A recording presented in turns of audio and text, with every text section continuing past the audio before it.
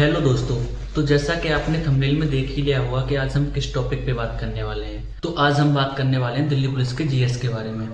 क्योंकि बहुत सारे स्टूडेंटों का डाउट होता है कि पता नहीं एग्जाम में जीएस कैसी पूछी जाएगी और उसका वेटेज कितना होगा और किस लेवल के क्वेश्चन आएंगे और किस सब्जेक्ट से कितने क्वेश्चन पूछे जाएंगे और किस बुक से तैयारी करें, पीवाईक्यू लगाएं या ना लगाएं। तो आज हम इन्हीं सब डाउटों पे बात करने वाले हैं और मैं एंड में आपको ये बताऊंगा कि आपको जीएस को कैसे रिवाइज कर सकते हैं और किस टॉपिक को कितने टाइम पढ़ें और किस सब्जेक्ट को कौन से टाइम पढ़ें। तो चलिए बिना टाइम गवाए वीडियो को स्टार्ट करते हैं। मेरा नाम है प्रवीण कुमार और अगर आप हमारे चैनल पर पहली बार आए हैं तो वीडियो को लाइक और चैनल को सब्सक्राइब करें। नंबर 1, बहुत सारे स्टूडेंटों का डाउट होता है कि पता नहीं दिल्ली पुलिस में जीएस का लेवल कैसा आता है और उसका वेटेज कितना होता है। तो मैं आपको बता दूं कि वेटेज तो 50-50 होता ही है और लेवल भी उसका हाई होता है। यानी कि ये समझ लो कि अच्छा खासा लेवल आता है। अगर आपका दिल्ली पुलिस में सिलेक्शन कोई तय करता है तो वो जीएस ही तय करता है, क्योंकि बाकी के सब्जेक्ट जैसे मैथ, रीजनिंग और कंप्यूटर ये तो 90% लोग कर ही लेते हैं, यानी कि फुल में फुल करके ही आते हैं। तो अगर आपका सिलेक्शन कोई तय करता है तो वो जीएस ही तय करता है। नंबर 2, कौन से सब्जेक्ट से कितने क्वेश्चन पूछे जाते हैं और क्वेश्चंस का लेवल कैसा होता है। तो मैंने पिछले 3 एग्जाम को एनालिस किया और देखा कि किस सब्जेक्ट से कितने क्वेश्चन पूछे जाते हैं और उनका लेवल कैसा होता है। तो सबसे ज्यादा क्वेश्चन पूछे जाते हैं स्टैटिक जीके से। स्टैटिक जीके से करीबन 16 से 18 क्वेश्चन पूछे जाते हैं हर शिफ्ट में, इतना तो मान के चलो। और फिर पूछा जाता है हिस्ट्री से 7 से 8 क्वेश्चन, पॉलिटी से करीबन 8 से 10 क्वेश्चन, इकोनॉमिक्स से 4 से 5 क्वेश्चन, ज्योग्राफी से 6 से 7 क्वेश्चन और साइंस से 2 से 4 क्वेश्चन और लास्ट में जाती है करंट अफेयर से 4 से 5 क्वेश्चन, किसी में 6, किसी में 7, इतने ही पूछे जाते हैं, इससे ज्यादा ना। और इन क्वेश्चंस का लेवल मतलब अच्छा खासा ही होता है। मैं एनालिस कर रहा था तब स्टैटिक जीके का एक क्वेश्चन मैंने पढ़ा था, उसमें पूछा था कि राज्यसभा में नामित होने वाली पहली नर्तकी जो कि 2017 में गूगल डूडल ने उन्हें प्रयोग किया था, वो किस शास्त्रीय नृत्य से संबंधित थी।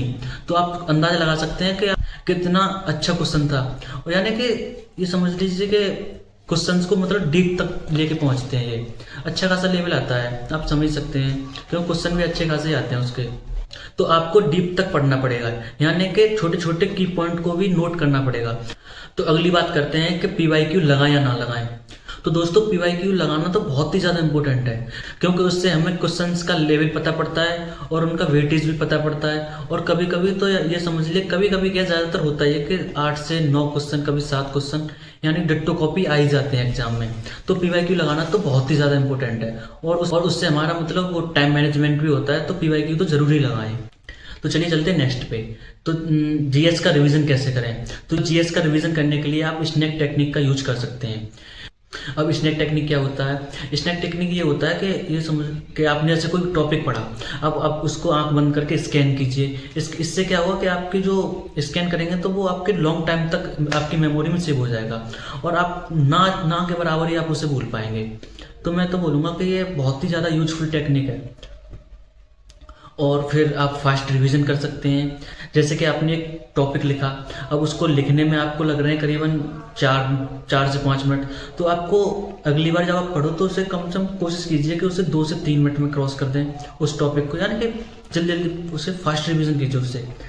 और स्नैक टेक्निक यूज करते समय आपके पास एक रफ कॉपी जरूर होनी चाहिए। इससे क्या होगा कि आप स्कैन करेंगे तो मुझे पता है कि ज़्यादातर तो भूल ही जाते हैं। तो जैसे कि आप जो भूल रहे हैं उस पर आपको यहाँ पे लिखते चलिए, जो आप भूल रहे हैं उस पर आपको की पॉइंट लगाइए, हाईलाइट कीजिए उसे।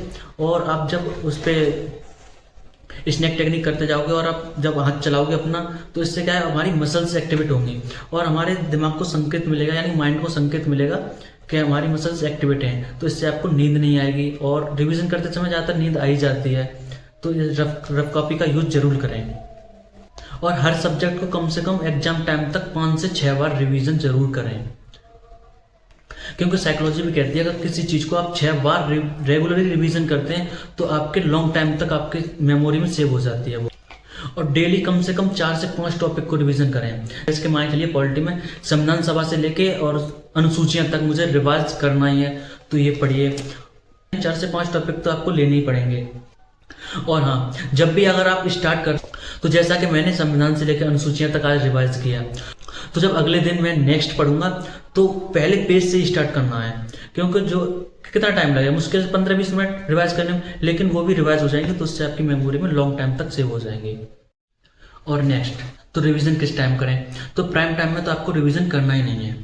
अब आप बोलोगे प्राइम टाइम क्या होता है? तो प्राइम टाइम होता है कि रेगुलरली आपकी स्टडी करना, जैसे कि कोई करता है 8 से 10 रेगुलर पढ़ता ही पढ़ता है हर रोज रेगुलर 8 से 10, कोई 1 से 2 पढ़ता है, कोई 2 से 3 पढ़ता है। तो इस टाइम पे तो आपको रिवीजन करना ही नहीं है, क्योंकि इस टाइम पे तो आपके माइंड सेट होता ही है पूरी तरह से कि मुझे 1 से 2 पढ़ना ही पढ़ना है। तो इसमें क्या आपको क्या करना है कि जो चीज़ आपको नहीं आती है उसको रिवीजन, उसको पढ़ना है, नई चीज़ आती है उसे सीखना है। जैसे कि मुझे लगता है सबसे ज़्यादा मुझे मैथ में टफ लगता है CISI, तो आप इसे रिवाइज करो। तो इससे क्या है कि हमको पता है नई चीज़ सीखने को मिलेगी। और रिवीजन किस टाइम करना है? रिवीजन करना है कि जिस टाइम पे आपको नींद आती है, आपका पढ़ने का मन ना हो, उस टाइम पे रिवीजन करो। इससे क्या होगा कि आपका मतलब हैबिट, आपकी हैबिट बनेगी पढ़ने की। और आपको रिवीजन करते समय रफ कॉपी का तभी तो बताया था मैंने कि यूज करो, क्योंकि इससे क्या है कि आप जब रिवीजन करते समय आपको स्कैन टेक्निक का यूज करेंगे तो आपको जो हैंड्स जो रफ पे लिखेंगे तो इससे क्या है कि आपकी मसल्स एक्टिवेट होंगी और आपकी नई एक आदत बनेगी पढ़ने की। तो प्राइम टाइम में तो रिवीजन करें ही ना आप। तो ये थी GS की स्ट्रेटजी। आई होप कि आप इसे यूज करेंगे और यूज करके देखना। अगर अच्छी लगे तो तभी यूज करना, नहीं तो रहने देना। तो मैं तो ऐसे यूज करता हूँ, क्योंकि मेरा भी एग्जाम, मैं भी दिल्ली पुलिस का ही एग्जाम दूंगा। आई होप कि आपको ये वीडियो पसंद आई होगी। अगर वीडियो अच्छी लगी हो तो वीडियो को लाइक और चैनल को सब्सक्राइब करें। चलिए मिलते हैं नेक्स्ट वीडियो में, तब तक के लिए बाय बाय।